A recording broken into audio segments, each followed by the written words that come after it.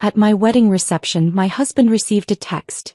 After reading it, he stormed out and never returned. Heartbroken, I searched for answers, only to discover he had run back to his ex. Years later, as I stood at the altar again, I saw a familiar face in the crowd, and the devastation in his eyes was unmistakable. The champagne glass slipped from my fingers, shattering against the reception hall's marble floor just as my heart did in that moment. Everyone turned, but I couldn't move. Across the room, Adam, my husband of exactly 6 hours, stood frozen, staring at his phone. The color had drained from his face, leaving behind a mask I didn't recognize on the man I thought I knew better than anyone. "I have to go," he said, his voice hollow as he finally looked up at me. Those 5 simple words crashed through our wedding reception like a wrecking ball. If you've ever had your heart shattered unexpectedly, hit that subscribe button. It's completely free and you'll never miss another story of betrayal, resilience, and second chances. Your support means everything as we continue sharing these emotional journeys together. Now, let's see how Angela's perfect day turned into her worst nightmare. I'd spent years imagining this day. Through grueling medical school rotations and sleepless nights on call, I'd pictured Adam waiting at the end of an aisle, smiling as I walked toward our future. Never once did that dream include watching him walk away from me in a crowded reception hall, wedding band still shiny and new on his finger. But I'm getting ahead of myself. Let me back up. We met during my 2nd year of residency at Massachusetts General Hospital. I was the exhausted pediatric resident who spilled coffee on his expensive suit in the hospital cafeteria. Adam was the architectural firm owner who, instead of getting angry, asked for my number. "Doctors should probably get more sleep," he teased, helping me blot the stain. "Maybe I could buy you dinner? You know, when you're conscious enough to enjoy it." Adam was steady when my world was chaos. While I navigated the turbulent waters of medical training, he became my anchor. He'd leave encouraging notes in my scrub pockets and wait up with takeout after my 30-hour shifts. When I fell asleep mid-conversation, he'd just smile and tuck a blanket around me. "You're going to save so many little lives, Dr. Angela," he'd whisper, pride evident in his voice. After 3 years together, he proposed in the hospital garden where we often met for lunch. Simple, meaningful, perfect, just like Adam himself. Our engagement lasted 18 months while I finished my residency and secured a position as a pediatric attending. The wedding planning was surprisingly stress-free. Adam handled most of it, consulting me for the important decisions but shielding me from the minutiae. "Your brain is needed for more important things than napkin colors," he'd insisted. Our wedding day dawned clear and beautiful. My mother cried while helping me into my dress, a simple off-shoulder gown with delicate beading. "Your father would have been so proud," she whispered, adjusting my veil. Walking down the aisle, I saw only Adam. His eyes welled with tears as I approached, and when our hands finally met, I felt that familiar sense of homecoming I always experienced with him. "You are my beginning and my forever," he vowed, voice steady despite the emotion in his eyes. "You are the family I choose, the home I return to, the love I never thought I deserved," I promised in return. The ceremony was flawless. We exchanged rings under an arch of white roses and greenery, surrounded by our closest friends and family. When the officiant pronounced us married, Adam's kiss felt like a seal on everything we'd built and everything we'd become together. The reception began with our first dance to the James Arthur song that had been playing during our first official date. Adam held me close, whispering private jokes in my ear that made me giggle against his shoulder. I remember thinking how lucky I was to have found someone who knew all my quirks and loved me because of them, not despite them. "Dr. and Mrs. Thompson," the DJ announced, though I'd kept my maiden name professionally. We were showered with applause as we made our way to the head table. My best friend and maid of honor, Jessica, delivered a heartfelt toast about witnessing our love story unfold. "To Angela and Adam, proof that coffee stains can lead to happily ever after," she concluded, raising her glass. Adam's best man followed with stories of how Adam had changed after meeting me. "He used to work weekends until he met Angela," he joked.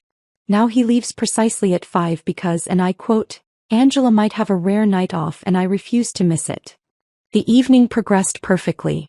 We cut the cake, a 3-tiered masterpiece that Adam had selected after visiting 5 bakeries. He'd insisted on finding one that wasn't too sweet because I preferred subtle flavors.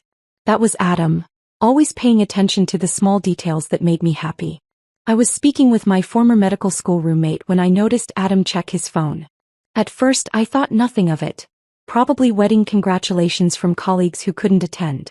But then I saw his expression change, his confident posture collapsing inward as he read whatever message had appeared on his screen. He read it again. And again. Each time his face grew paler. I excused myself and crossed the room, concern growing with each step. Adam? Is everything okay?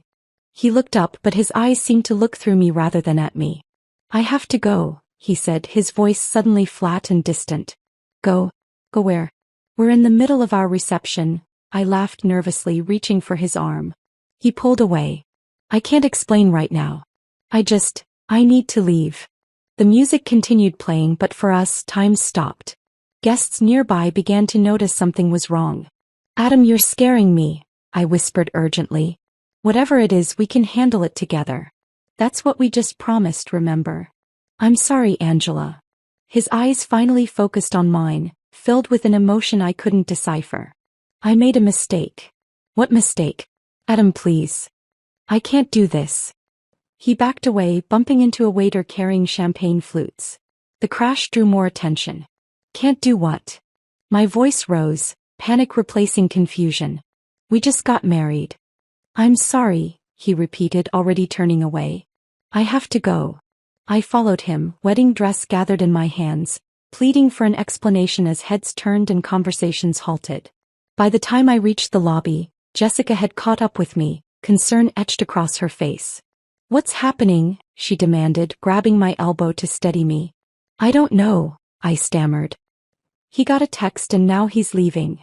We burst through the entrance doors just in time to see Adam's black Audi peeling out of the parking lot, leaving behind nothing but exhaust and unanswered questions. Jessica ran to check the lot while I stood frozen, my wedding dress a cruel reminder of promises made and broken in the same day. When she returned, her expression confirmed what I already knew. His car's gone, she said softly, pulling me into a hug as my legs finally gave way. Inside, 150 guests waited for a bride and groom who would never return to the dance floor. My perfect day, my perfect love story had just been exposed as the greatest illusion of my life. And I had no idea why. The hospital became my sanctuary in the weeks that followed. I volunteered for every available shift, staying long after my rotations ended. The sterile hallways of Boston General felt safer than my apartment, which still contained boxes of wedding gifts I couldn't bear to open or return. Dr. Reynolds, you've been on call for 36 hours, Dr. Patel, my supervisor, noted with concern 6 weeks after what I now referred to as the incident. This isn't sustainable. I'm fine, I insisted, reviewing a patient chart to avoid his gaze. The Peterson case needs monitoring and we're short-staffed this weekend. He sighed, placing a gentle hand on my shoulder. Angela, I admired your dedication before, but this isn't dedication, it's avoidance. Go home. That's not a suggestion. Home. The word felt hollow now. My mother had stayed with me for 2 weeks after the wedding, fielding calls from concerned guests and handling the logistics of returning gifts. Jessica had packed away the wedding photos and Adam's remaining belongings, storing them in her garage because I couldn't face them. But eventually, everyone had to return to their lives, leaving me alone with the unanswered question. Why? Adam hadn't contacted me. His social media had gone dark. His business partner awkwardly avoided me when I ran into him at the coffee shop near the hospital. It was as if Adam had vanished, taking with him any explanation for his abrupt departure. Until Marcos, our mutual friend from Adam's tennis club, stopped by the hospital to drop off a pediatric patient. His nephew with a broken arm. I saw the hesitation in his eyes when he spotted me at the nurse's station. Angela, how are you holding up? He asked, his discomfort palpable. I'm managing, I replied with the practiced smile I'd perfected. How about you? How's the tennis group? Good. He shifted his weight, eyes darting around. Adam hasn't been around much. Though Vanessa apparently keeps him busy these days. My hand froze over the chart I was signing. Vanessa? His ex-girlfriend Vanessa. The moment the words left my mouth, I knew. The text. The color draining from Adam's face. His immediate departure. Marcos winced, realizing too late he'd said too much. I thought you knew. They've been seen together around Cambridge. Someone mentioned she's pregnant. I assumed that's why he didn't finish the sentence. He didn't need to. The ex-girlfriend Adam had dated for 3 years before we met. The sophisticated art gallery owner who'd left him for an opportunity in Europe. He told me they weren't right for each other, that they wanted different things. Apparently what they wanted was a baby. That night was the first time I truly broke down. I threw my wine glass against the wall, watching it shatter like my carefully constructed life had. I screamed until my throat was raw. I tore the unworn lingerie I'd packed for our honeymoon into shreds. Then I curled up on the bathroom floor and wept until there was nothing left inside me. Depression settled over me like a fog. I functioned at work. Barely, but lost 20 pounds in a month. I stopped answering calls from friends. My mother's worried voice filled my voicemail, but I couldn't summon the energy to ease her concerns. It was during this dark period that I met Noah. Not in some romantic movie meet cute, but in the harsh fluorescent light of the pediatric intensive care unit at 3 a.m. His 8-year-old daughter Lily had been admitted with complications from cystic fibrosis. As a pediatric specialist, I was called in to consult. She's usually tougher than this, he explained, his eyes red-rimmed from lack of sleep. Ever since her mom died last year, she's been trying to prove she's strong for me. I reviewed Lily's chart. Sometimes the strongest people are the ones who need the most care, I said, surprising myself with words I hadn't believed about myself in months. Noah was different from the other anxious parents I encountered daily. A nurse at a neighboring hospital, he understood medical terminology and asked intelligent questions about Lily's treatment. But more than that, he showed a quiet resilience that resonated with me. He sat by his daughter's bed for hours, reading her favorite books even when she was sleeping, handling each setback with grace. Lily improved under our care, and I found myself stopping by her room even when not required. She had her father's warmth and an old soul's wisdom. "You look sad inside your eyes," she observed one afternoon while I checked her breathing. "My dad looked like that after Mom went to heaven. He thought I didn't notice, but I did." Her simple observation cracked something open inside me. "I am sad," I admitted, the first time I'd acknowledged it aloud. "But I'm working on it." Noah caught the tail end of our conversation as he returned with a cup of hospital coffee. After his daughter fell asleep, he found me completing charts at the nurse's station. "Lily's pretty perceptive," he said, offering me a fresh coffee. "Whatever you're going through, and you don't have to tell me what it is. It gets easier. Not better, necessarily, but easier to carry." "Does it?" I asked, my voice smaller than I intended. "Some days. And those days eventually outnumber the bad ones." We started talking after that. Brief conversations about Lily's care that gradually expanded into discussions about books, music, and eventually our personal losses. I told him about Adam in broken, halting sentences. He told me about his wife Sarah's battle with cancer and the challenge of raising a chronically ill child alone. As Lily's condition stabilized, Noah suggested we meet for coffee outside the hospital. "Just as friends," he clarified quickly. "I think we both could use one." Friendship with Noah was uncomplicated. He didn't expect me to be healed or whole. He recognized the broken places and never tried to fix them, just acknowledged them with understanding. 3 months after meeting Noah, Dr. Patel left a flyer on my desk for a support group called Starting Over. It was for people who had experienced abandonment of various kinds. "I'm not going to a pity party with strangers," I told him flatly. "It's not about pity," he countered. "It's about not being alone with it anymore." I might have ignored his suggestion if Noah hadn't encouraged me. "I joined something similar after Sarah died," he confessed during one of our coffee meetings. "It helped to hear that my feelings weren't unique or wrong." I went reluctantly, sitting in the back row of a community center meeting room, ready to leave at the first sign of forced group hugs. But what I found instead were people like me. Professionals, parents, ordinary individuals who'd had their lives upended by someone else's choices. No one offered platitudes or promised healing. They just shared their stories, some fresh wounds, others old scars. "I'm Angela," I finally said during my 3rd meeting. "My husband left during our wedding reception. I'm a doctor. I should be better at fixing things, including myself. But I don't know how." It wasn't healing. It wasn't even close. But it was a beginning. 5 years can change everything. The woman who once sobbed on a bathroom floor had evolved into someone stronger. Someone I was proud to be. My office nameplate now read, Dr. Angela Reynolds, Pediatric Pulmonary Specialist, and the walls displayed both my medical achievements and crayon drawings from grateful young patients. Noah and I had built our relationship slowly, deliberately. Neither of us wanted to rush after our respective losses. We'd gone from hospital acquaintances to friends to something deeper over the course of 2 years before he finally kissed me during Lily's 11th birthday celebration. His daughter had cheered from across the room, later confessing she'd been waiting forever for us to figure it out. By the time Noah proposed last spring, Lily's health had stabilized thanks to a new treatment protocol. We functioned as a family unit already, sharing a renovated colonial in Brookline with a backyard garden where Lily conducted scientific experiments with plants. Noah had proposed there, Lily standing nearby holding a handmade sign that read, "Say yes," with approximately 1,000 exclamation points. "We already love you," Noah had said simply, holding out a vintage emerald ring rather than a traditional diamond. "We just want to make it official." Life felt steady, peaceful, until our wedding plans began in earnest.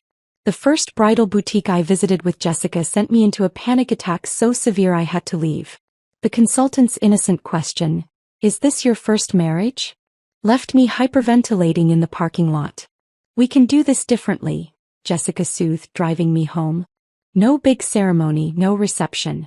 Whatever feels right for you." Noah was equally understanding when I tearfully explained my reaction. "I don't need a production," he assured me. "I just need you." We settled on a small beach wedding in Provincetown, nothing like my first elaborate affair.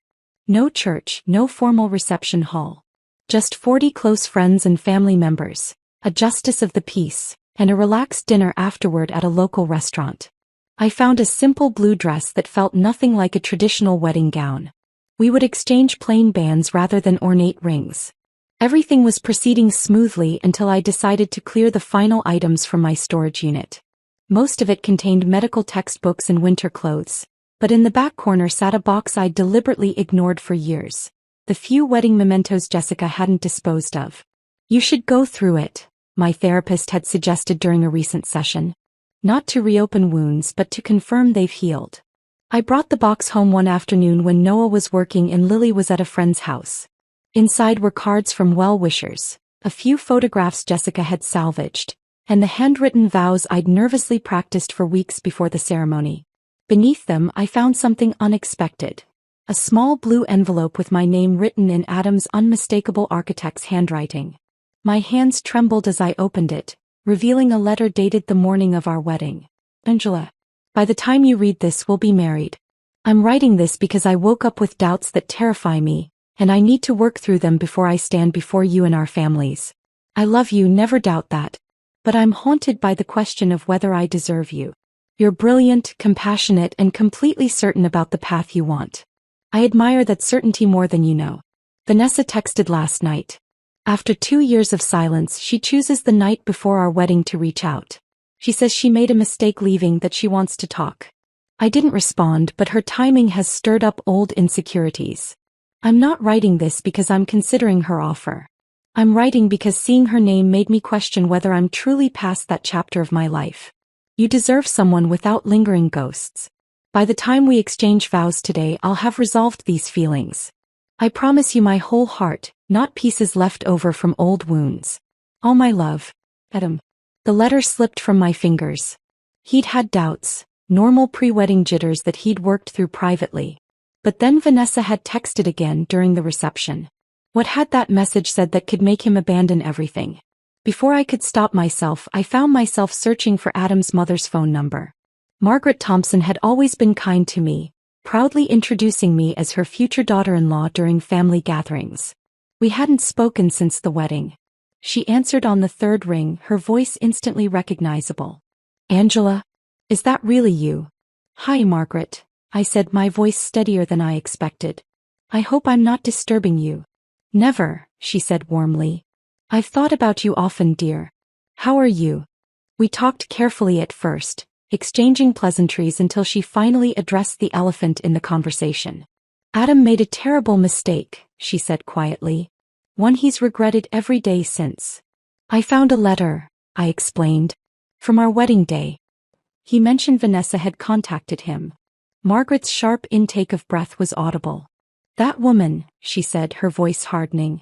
She knew exactly what she was doing, contacting him right before your wedding. Over the next 30 minutes, Margaret filled in the gaps of the story I'd never known. Vanessa had texted Adam during our reception claiming she was pregnant with his child from a brief encounter during his bachelor weekend. A weekend I knew he'd spent fishing with his father and brothers at their cabin in Maine. He left to confront her, Margaret explained. He was devastated, convinced he'd somehow betrayed you during that weekend, though he had no memory of seeing her. He was determined to do the right thing while figuring out what had happened.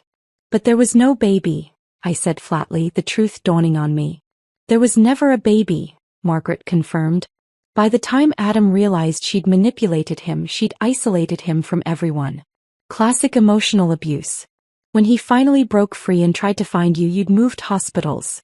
He thought you'd never forgive him. I ended the call with a strange sense of closure mixed with fresh pain. Adam hadn't abandoned me for love of another woman, but out of misplaced responsibility and manipulation. I told Noah everything that night after Lily went to bed. He listened without interruption, holding my hand. "Does this change things for us?" he finally asked, his voice carefully neutral. I squeezed his hand. "No," I said firmly. "It explains the past, but it doesn't change our future." The week before our wedding passed in a blur of final preparations. Then, the night before the ceremony, as I was checking emails one last time, a message appeared from an address I immediately recognized. Subject: Tomorrow. Angela. My mother told me about your call. I've drafted this email 1,000 times over the years. I don't expect forgiveness, but before you start your new life, I needed you to know the truth. I made the worst mistake of my life that day, trusting Vanessa's lies instead of talking to you. If you're willing, I'd like to meet just once to apologize properly. Adam. My cursor hovered over the reply button for a long moment before I closed my laptop. Tomorrow, I would marry a man who had never given me reason to doubt him. The past had no place in our future. I deleted the email without responding. Morning sunlight sparkled across Cape Cod Bay as I stood barefoot in the sand, the gentle May breeze carrying the scent of salt and beach roses. My blue dress fluttered around my ankles, so different from the formal gown of my first wedding. Noah waited ahead, handsome in a light linen suit, his smile calm and steady. Beside him, Lily beamed in her pale yellow dress, a basket of wildflowers clutched in her hands. This time there was no elaborate processional, no church organ, no rows of pews filled with distant relatives and business associates. Just a simple path through the sand, lined with seashells that Lily had collected and arranged herself the day before. Jessica walked behind me, carrying a small bouquet matching mine. "Ready?" she whispered. I nodded, surprising myself with the certainty I felt. The anxiety that had plagued me during planning had dissipated with the deleted email.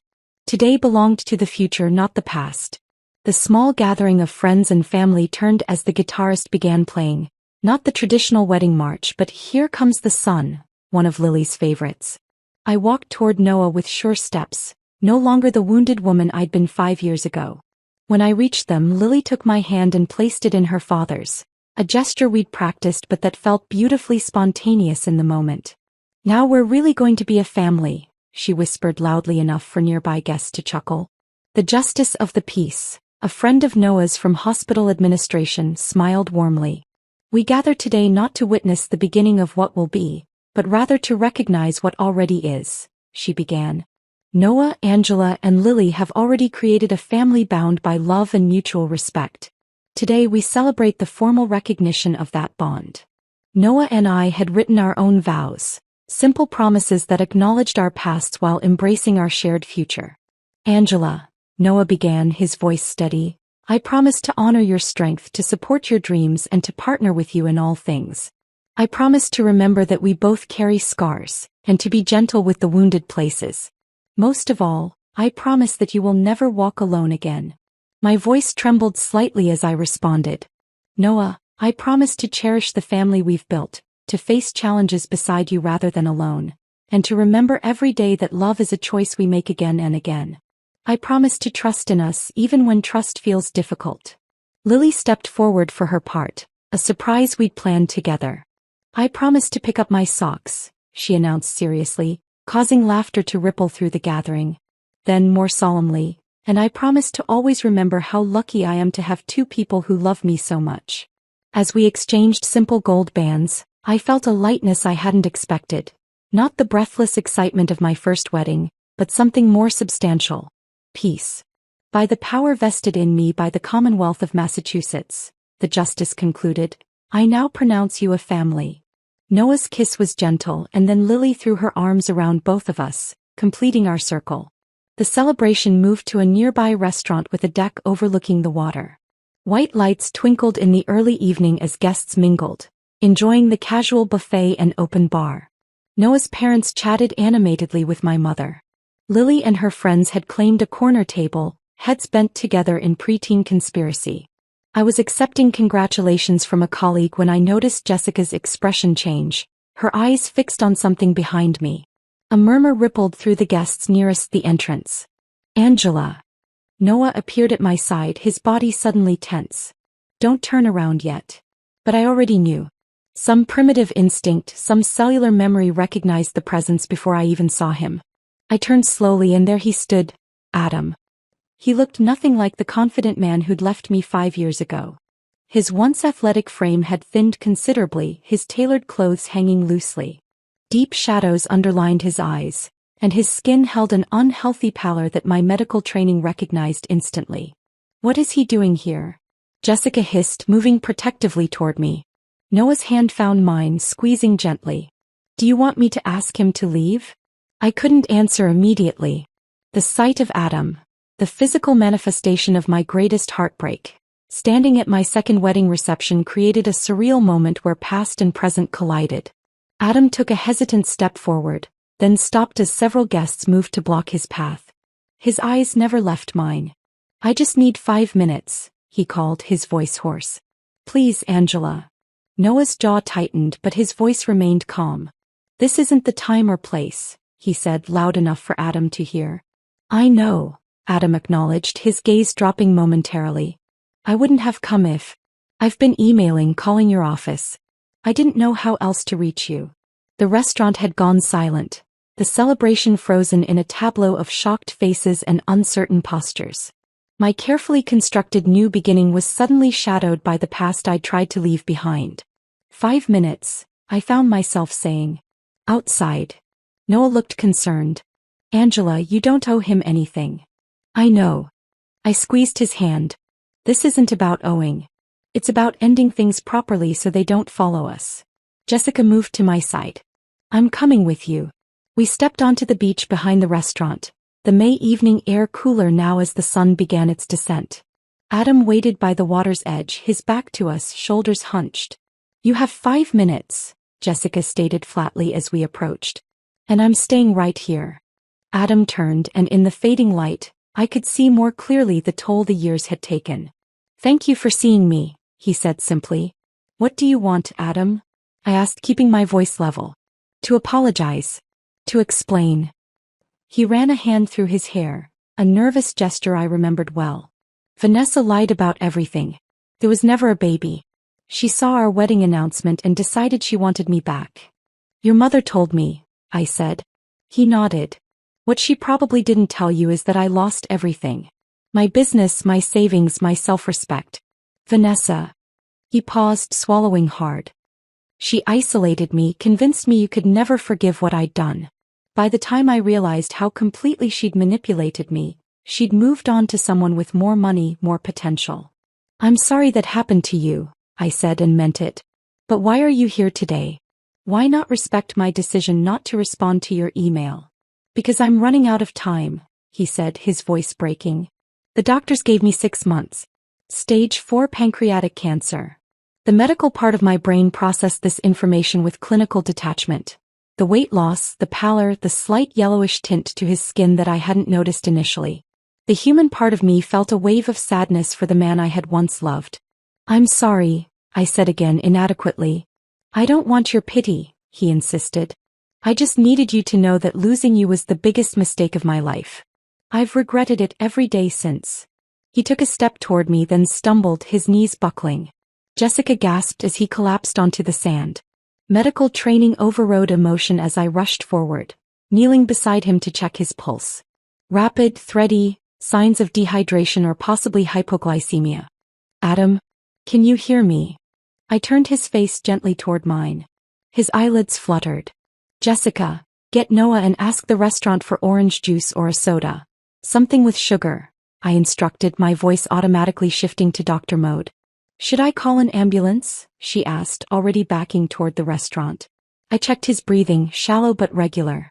Not yet. This could just be low blood sugar or exhaustion. As Jessica ran toward the restaurant, I found myself alone with Adam for the first time in 5 years. My fingers pressed against his wrist, counting his heartbeats while my own wedding reception continued just yards away. History had indeed repeated itself, but this time I was the one making choices about staying or going. Noah arrived with Jessica moments later, a glass of orange juice in hand and concern etched across his features. He knelt beside me in the sand without hesitation, medical training overtaking any personal feelings. How long has he been unconscious? He asked, automatically checking Adam's pupils with the penlight he always carried. Less than 2 minutes, I replied, accepting the juice. Adam, can you hear me? I need you to try to drink this. Adam's eyelids fluttered, then opened. Confusion clouded his expression before recognition dawned. Angela, he murmured. I'm sorry, ruining your day again. Drink this, I instructed, ignoring his apology and helping him sit up enough to sip the juice. Noah supported his back, professional instinct overriding any animosity. Should we call an ambulance? Jessica asked, hovering anxiously. Adam shook his head weakly. No hospitals. Not tonight. That's not your decision, Noah said firmly. When was your last treatment? Adam looked surprised at Noah's knowledge, then understood. Angela told you. Just now, Noah confirmed. And as a medical professional, I'm not comfortable letting you leave without proper care. I checked myself out of Mass General yesterday, Adam admitted after finishing the juice. Against medical advice. I needed to see Angela before. He didn't finish the sentence. You delayed treatment to find me? I asked, the implications sinking in. Adam's gaze met mine. When my diagnosis came, all I could think was that I couldn't die with you believing I'd abandoned you for someone else. The truth felt suddenly urgent. The restaurant manager appeared, concerned about the commotion. Is everything all right? Should I call 911? We're handling it, Noah assured him. Could you bring us some privacy screens and perhaps a chair? Within minutes, the restaurant staff had created a secluded area on the deck with portable screens and a comfortable chair for Adam. Noah made a quick call to a doctor friend at the local hospital, arranging for Adam to be admitted later without emergency room drama. Why did you wait so long? I asked Adam once we were settled, professional detachment beginning to crack. 5 years, Adam. 5 years of believing you chose her over me. At first, I believed Vanessa's lie about the pregnancy, he explained, color gradually returning to his face. By the time I realized there was no baby, that she'd manipulated me with doctored photos and fake medical records, she'd convinced me you'd never forgive such a betrayal. He paused, exhaustion evident. She was very skilled at isolating people. By the time I broke free, your number had changed, you'd moved hospitals, and your social media was private. My mother knew how to reach me, I pointed out. She refused my calls for 2 years, Adam said. When she finally spoke to me, she said you were happy and I should leave you alone. I respected that until the diagnosis. Noah, who had been silent, finally spoke. The cancer, how advanced? Stage 4, metastasized to the liver. Without treatment, 3 months. With aggressive treatment, maybe a year. Adam's voice held remarkable steadiness. I've made my peace with it. A small voice interrupted from beyond the privacy screen. Mom? Dad? Are you okay? Lily's anxious face appeared as she pushed aside a screen. She hesitated when she saw Adam, curiosity overtaking concern. Is he sick? She asked, her experience with illness giving her a perspective beyond her years. Yes, honey, Noah answered honestly. This is an old friend who isn't feeling well. Lily approached without fear, studying Adam with the frank assessment of a child who had spent too much time in hospitals. You look like I did before my new medicine, she observed. All yellow and tired. Adam managed a smile. You must be Lily. Your parents are very lucky. Are you sad because you're sick or because of something else? She asked with uncanny perception. When my real mom died, Dad tried to hide how sad he was, but his eyes looked like yours. Adam glanced at me, then back to Lily. Both, I think, he answered honestly. Being sick is scary, but regrets are harder to carry. Lily nodded with the solemn understanding of a child who had faced mortality. When I'm scared at night, Dad says we can be brave and still need help. That's why we found Angela. She helps people who are scared. The simple wisdom of her statement hung in the air between us all. Noah put his arm around his daughter, pride evident in his expression. That's absolutely right, he agreed, making a decision I could see forming in his eyes. He looked at me, seeking confirmation. Adam, we're going to get you to the hospital tonight. Tomorrow we'll see about transferring you back to your doctors in Boston.